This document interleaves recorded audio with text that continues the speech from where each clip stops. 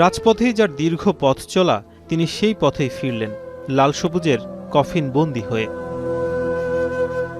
৪২ বছরের রাজনৈতিক জীবনে কোটি সমর্থক আর দীর্ঘদিনের সহকর্মী যারা জেল জুলুম থেকে নানা চড়াই উতরাই আর সুখ দুঃখের সাক্ষী, কফিনবন্দি বেগম জিয়ার সামনে রাজনৈতিক নেতাদের যেন দাঁড়াতে হয়েছে বহু ভার আর শোক নিয়ে। আপসহীন এই নেত্রীর জীবনে সহযোদ্ধাদের সঙ্গে বেগম জিয়ার এমন অন্তিম যাত্রার ক্ষণে সেসব স্মৃতির ভার কতটা। জীবনে যদি দেশনেত্রী বেগম খালেদা জিয়ার একটি দুটি আদর্শ নিজেদের চরিত্রে প্রতিফলিত করতে পারি, তাহলে মনে করতে পারবো যে হ্যাঁ, তার সঙ্গে রাজনীতির একজন কর্মী হিসাবে কাজ করে জীবনটা সার্থক হয়েছে। সম্মান তিনি অর্জন করেছেন দীর্ঘদিনের রাজনৈতিক জীবনে। তার চলার পথে তিনি কখনো অন্যায়ের সাথে আপোষ করেন নাই।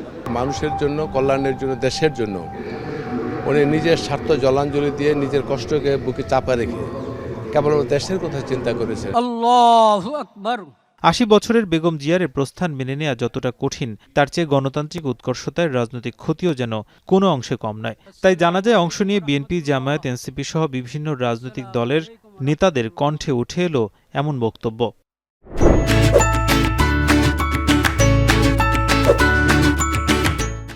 আজকে যে জানাজা হলো এটা ঐতিহাসিক বললে কম বলা হবে। বাংলাদেশে আমাদের জীবদ্দশায় এত বড় জানাজা আমরা কোনোদিন দেখি নাই। গোটা বাঙালি জাতির, গোটা বাংলাদেশের একটা অপূরণীয় ক্ষতি হয়ে গেছে। ইচ্ছা আল্লাহ পাকের, কিন্তু বাহ্যিক দৃষ্টিতে আমরা দেখছি একটি অপূরণীয় ক্ষতি হয়ে গেছে। সারা দেশে শোকের ছায়া নেমে এসেছে। দেশনেত্রী বেগম খালেদা জিয়া আমাদের সারা বাংলাদেশের অভিভাবক ছিলেন। আজকে আমরা অভিভাবককে হারিয়েছি। বিশ্বের মধ্যে অন্যতম এই নারী নেত্রীর গ্রহণযোগ্যতা দেশ ছাপিয়ে বিদেশেও।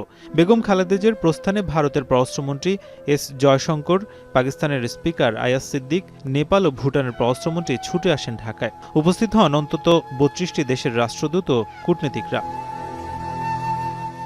লাখো মানুষের অংশ নেওয়ার মাধ্যমে প্রমাণ করলেন এ শুধু অন্তিম যাত্রার মাধ্যমেই শেষ নয়। জনপ্রিয়তা, ভালোবাসা, শ্রদ্ধার অন্যতম প্রতীক বেগম খালেদা জিয়া ইতিহাসের পাতায় থাকবেন যুগের পর যুগ।